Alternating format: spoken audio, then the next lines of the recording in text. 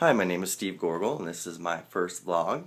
In response to the question, by definition, I'm not a digital native. I was born a little too early in 1971, which is making me feel old suddenly.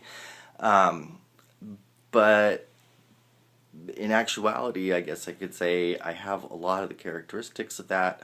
Growing up, was a time when a lot of the first video games came out. I've always been fascinated with games and electronics, and I definitely am a tech person. Computers, games, video. I like to sort of take things apart, see how they work. Take everything off the computer and reinstall software. And I'm a big troubleshooter and basically the IT guy for my family, and even at work. My friends come to me and I problem solve, and I incorporate a lot of those things into my classroom. As far as the students I work with, of course they are all into phones and games and technology and social media, and I've spent a lot of time in recent years trying to find new ways to connect them. And in my teaching, on one hand, a lot of the things that I use in class, laptop, document camera, projector, assignments online and grades, and having online discussions with the students are all things that I use myself in daily instruction. I'm very comfortable with it. With the students over time, I've developed projects that I use that require student use of technology.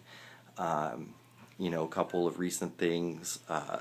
I have a digital documentary that the students made last spring as the final for a modern world history class, and it was about the Cold War. And it really taught me a lot. First of all, that I had to be proficient in using a lot of software that the students were using. And I work with higher level kids in AP and honors class, and excuse me, and really they kind of blew me away with some of the things that they were coming up with and new ideas. And they produced things that were beyond what I wanted, and so it helped me kind of learn a lot as far as what they're comfortable doing, and how I need to be even more creative and let them generate their ideas and have input into designing things. And so it used to be at first I would kind of get upset when they would have their phones out and you hear those little sounds in class. And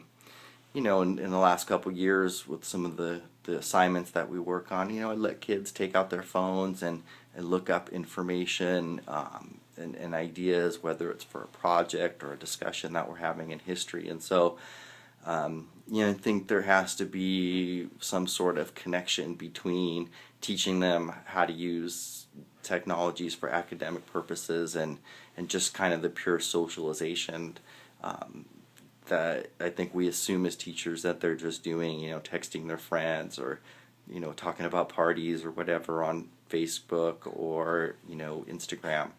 So I don't know, through a lot of the readings, really started to generate a lot of new ideas and give me new openness, I guess, to learning some things on how to connect those two worlds, the traditional pen and paper academic world and the new digital world that these students are growing up in. And I think there's a place for both, and I look forward to hearing everyone else's thoughts, and hopefully, again, learning some new ideas that I can incorporate into my classroom. All right, thanks.